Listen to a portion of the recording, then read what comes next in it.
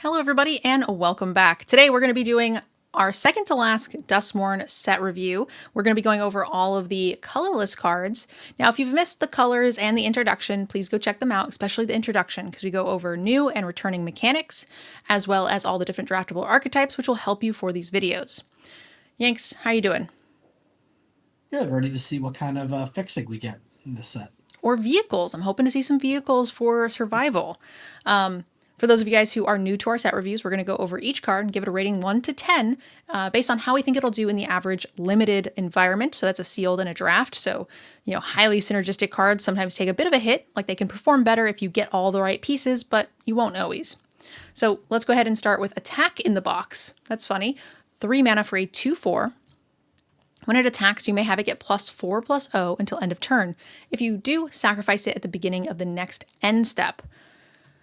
My initial thought is, it's a fine rate on its own, you just sit until that is lethal, but also you could do it and then use it as fodder for Rakdos. Yeah, I don't know, this seems pretty underwhelming. I agree, but I think if you're looking for things that want to be sacrificed, a 3 mana 4/4 attacker is like, okay, you can keep it for as long as you want. 3 mana for a 2/4 is like, okay. I'm not saying it's amazing, but I'm saying in Rakdos specifically, it's got a home. Yeah. It's an artifact creature for Delirium. Toy is also relevant in some situations, so it's a 4.5. I think I'm going to give it its mana cost. I think I'm giving it a 3. Fair. It's probably closer to a 4. I'm just more excited about like Rakdos specifically, but next up, Bear Trap. 1 mana for a flash. You can pay 3 and tap, and it will deal 3 damage to a target creature. Flash 3 damage for 4 mana. Yeah, no thank you. I mean, I guess if I have absolutely no removal. Yeah, this feels like it is way worse than they used to be. These used to be pretty good. There was one for like werewolves or something, but like this one doesn't seem good enough. So I'm going to say this is a 3. You'll play it when you're desperate. Yeah, you'll play it if you're desperate for removal or desperate for artifacts for Delirium. Yep. That's it. All right, next up we have a Machete, 4 mana. When it enters, Manifest Dread, then attach the Machete to it. So for 4 mana, you're getting a Manifest Dreaded 4/3, which then can later be just a beneficial thing. I think for 4 mana, I'm willing to pay for a 4/3 Manifest. Yeah, I think I'm fine with this card before I can move it to anywhere, and which is good, because if I was relying on the equipment part for 4 mana move for +2/+1, I'd be pretty unhappy. But without worrying about that, yeah, this card's pretty good. 6. Yep. I think just for what it gives you on its face. Exactly. Next up, we've got 5 mana for an artifact equipment. When the tools enter, you manifest Dread, then attach the tools to it. Equipped creature gets +2/+2 and has Death Touch and Lifelink till end of turn. And to equip it, you have to sack a creature. So it's very Rakdos-y. If you're not in Rakdos, then you're paying 5 mana for a 4/4 Manifest Dread with Death Touch and Lifelink, which is not awful. No, I think that's pretty good. And a lot of times, if you're in a deck, even if it's not Rakdos, as long as you have a high creature count, you might have something that's worth sacrificing to upgrade something else by this much. I think it's a good in Rakdos. In not Rakdos is my question, because the goal is what is it in the average deck? Yeah. So, like, I'm assuming most other decks aren't going to have a ton of things to sacrifice. I guess Boros has Gremlins, and I guess White has, like, Glimmers and stuff. We saw... Yeah, I mean... Azorius had the Glimmer. A lot of times, just late in the game, a random 2/2 is better off. You're better off giving something else 2/2 Death Touch and Lifelink than just having a 2/2.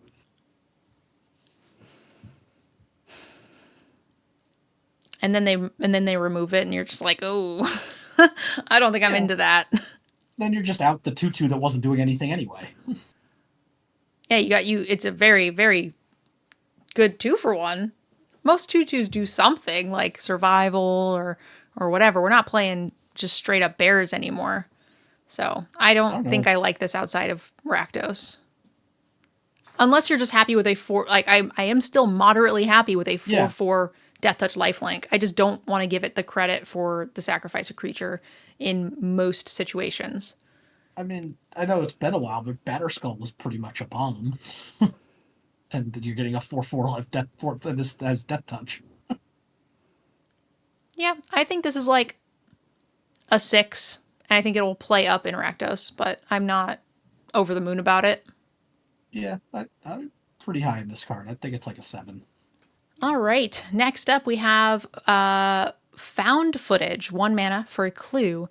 You can look at face down creatures your opponents control at any time, and then you can sacrifice it and surveil 2 and draw a card. So it's better than a clue, and it lets you get some extra knowledge. Feels like an easier card to fit in for sealed, but an easily cuttable card for draft just because it's a little on the slower side. Maybe sideboard if they have a lot of Manifest Dreads, but it's certainly playable. I think it's a 5.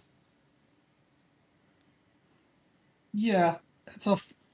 I think I'm just gonna say it's a 4 because you're not wrong in that it's playable, but I just feel like I'm almost never going to end up playing it. Exactly. I think that is 100% true. But like the clue, the food side of it feels, or the clue side of it feels really good with the surveil as a bonus. I do think you get some really good edge with the ability. It helps with your delirium for a good artifact early in the graveyard. So I do like it. It just feels like I'm going to end up with an abundance of playables, which didn't used to be the case, and this just sort of is going to fall victim to everything is now playable. So I do like it though, so I will hypothetically want to run it when I can. Next up, Friendly Teddy, 2 mana for a 2/2, and when it dies, each player draws a card. I didn't know what to make of this. I didn't end up running it. It didn't feel good to me, but I guess I would only be interested in Boros. Because the idea of each opponent drawing a card in Boros, you're hellbent more. They have already have an excess of cards, so one card isn't going to save the day. So you're looking for that extra card to push you over the edge when they can't double spell yet or triple spell yet anyway. And it's a toy and it's a 2-powered creature. So like this feels very specific to Boros. It's interesting because you're all right, but I also feel like I don't like things like this in Boros because my cards are usually weaker than theirs. Yeah, I So think the I'm idea giving is them, is that on like average, a better card than I'm drawing.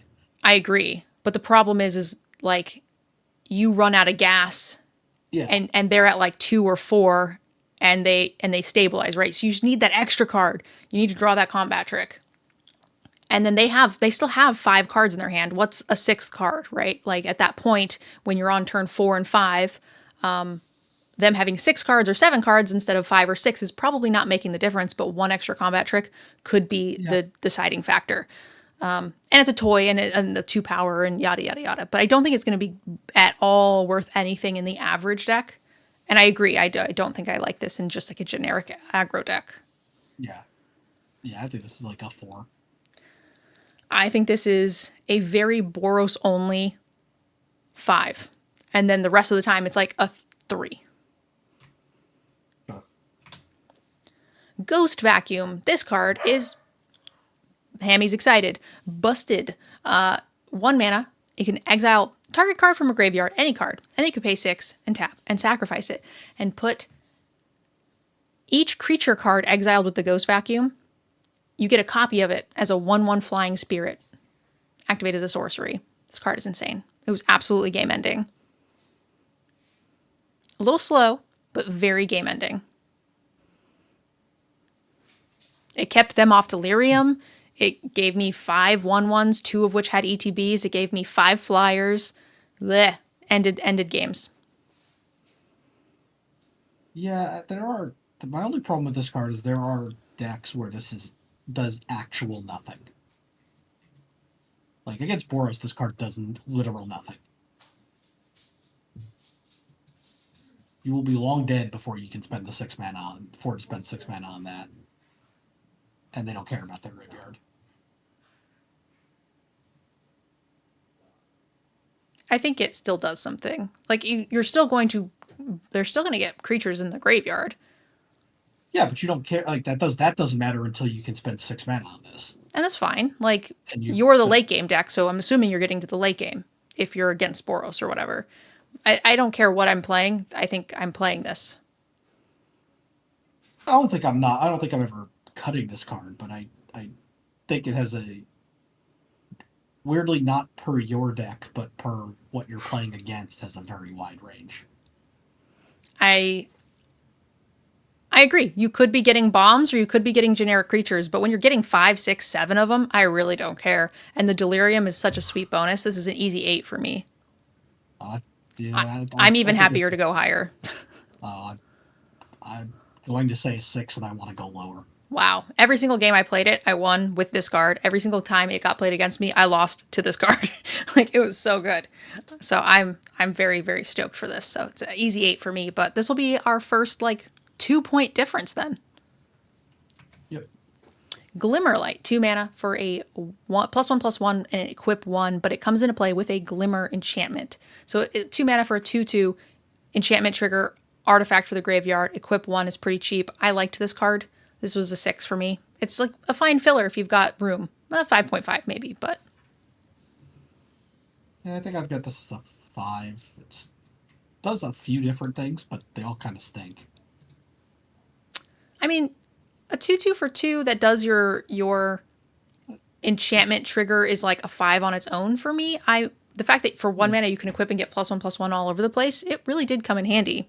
It's not a 2/2 for 2, right? You still have to pay 1 to equip.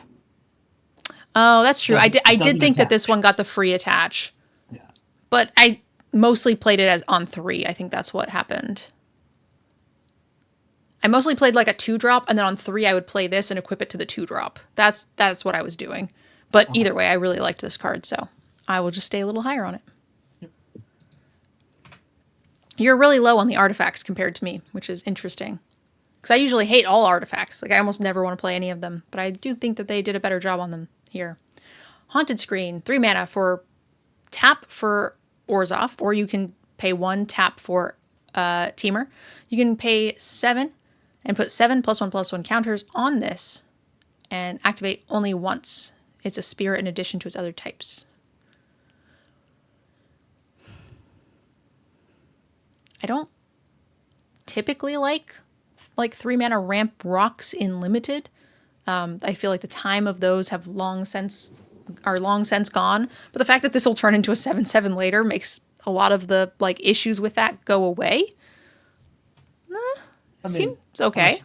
I'm a huge fan of the flavor of this card. That it's a black and white TV and it costs more to get color. I didn't understand that at all. I would have never made that connection. I think that's fantastic.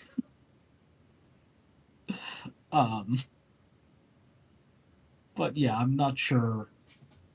Yeah, if the format's slow enough, then I guess this does help because it's ramping. Then, or if I happen to be in 3 colors, there's a situation where I'm like, cool, this is like a fixer that later turns into a thing. Someone also made note that it doesn't tap to make the ability, so you only need 6 mana to do it, which is kind of neat.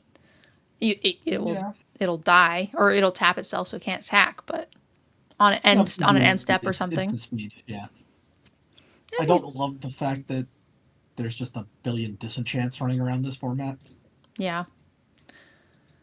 But it's your rock, right? If you're not in green, like, if they waste a whole card on it, it's better than if you had paid 3 mana to just like fish out a land. True. Yeah, that's certainly true.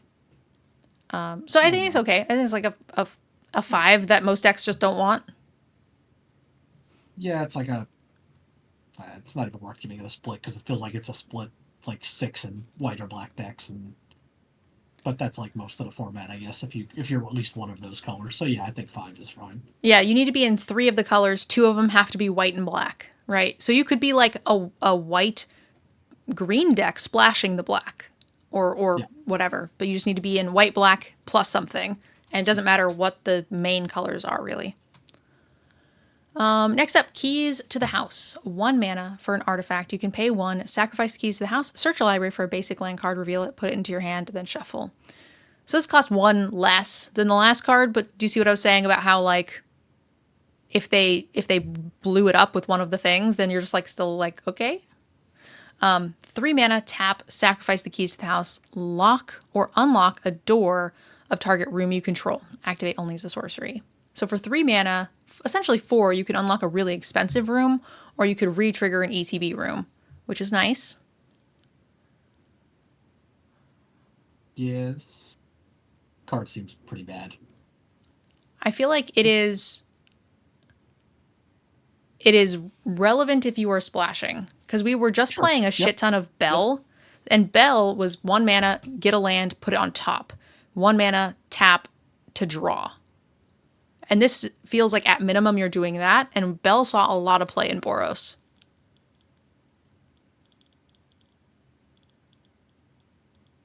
Yeah, it's the same thing. Instead of putting it on top and drawing, you're just putting it into your hand for the same mana cost. So I think just for that ability alone, this is a 5. It's going to see, I think, a decent amount of play. Yeah, I think I want to give it a 4, but acknowledging that if the format ends up being more splashable than I think it is, then yes, then it would be higher. All right, next up, Malevolent Chandelier. 6 mana for a 4/4 flyer. You can pay 2. Put a card from your graveyard on the bottom of your library. Activate only as a sorcery. No? Just no? I mean, I'll be short playable sometimes. Yeah, it does mess with their graveyard, but yeah, I'm with you. It's not great. And with Delirium and stuff and like all the self-mill, there's a chance that like this helps you stop milling yourself out. It's a 4 mana 4/4 flyer, which is okay. It might see some play like if I have no top end in like my green deck, which just happens sometimes, and you end up with all the rampies and like none of the top end. These are okay, but I think it's a 4. It's a 4. Marvin, Murderous Mimic. 2 mana for a 2/2. It has the all activated abilities of creatures you control that don't have the same name as this creature. I opened this in my skill pool. I didn't end up running it because I didn't have any activated abilities really. And I didn't care about toys or artifacts. So I think it's okay, but it's pretty whatever. This set really doesn't lend itself to this card, right? The main themes of this set aren't activated abilities. They're survival, Delirium, survival, or eerie. Yeah. Triggered ability. They're not activated abilities. So yeah, you're just not gonna. This is most of the time just gonna be a 2 mana 2/2. Now it is an artifact and a toy, which matters. So I feel like again, this is one of those situations where Boros will be happier to run this just as a 2 mana toy for 2. A 2/2 for 2. That's a toy. Which is kind of all of the things Boros is looking to do. But I don't really care, so this is just a 4. It's a bear with a slight upside. Yeah, I think I'm going to give it a 3, because I think I gave the other 2 mana, the Friendly Teddy, a 4, and I think this is worse. Fair. I'm thinking there might be some activated abilities. I don't know. There's probably some.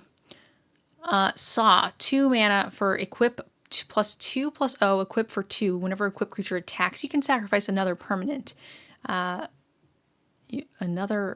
You may sacrifice a permanent other than that creature or the Saw if you do draw a card.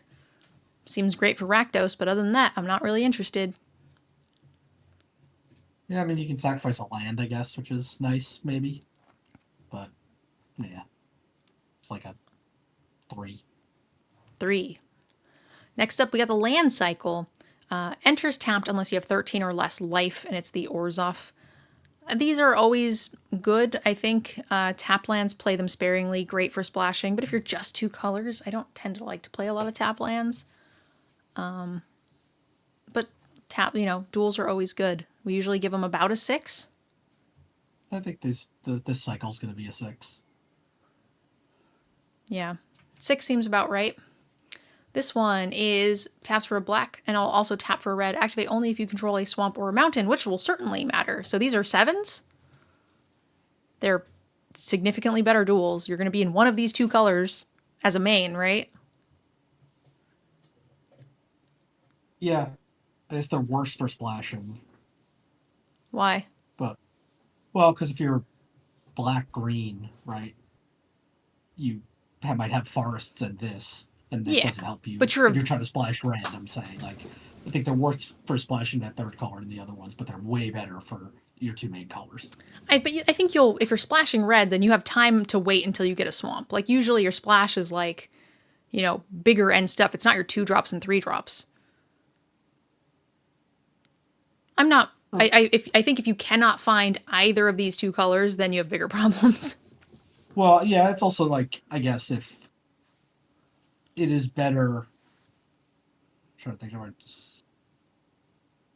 I guess it's weird because I'm thinking like, this is great in black red, and it's fine. It's good in any of the decks where black is the main color, but not if red is necessarily. And you're only, I think, because then you might not. You just don't happen to have a mountain. This can't be your first red.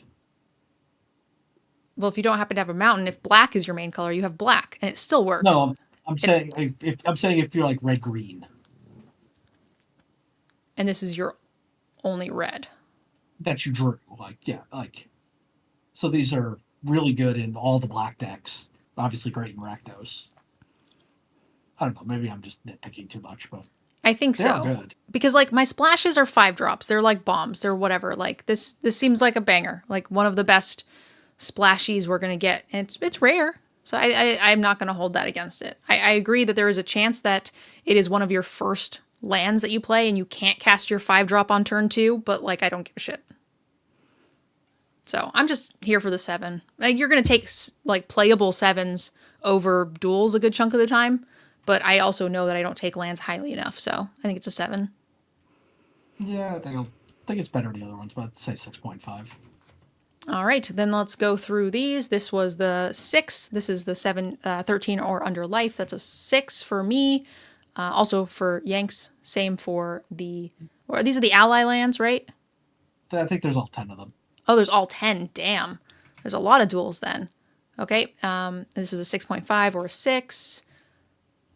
Dimir, Selesnya, Simic, yeah, Dimir.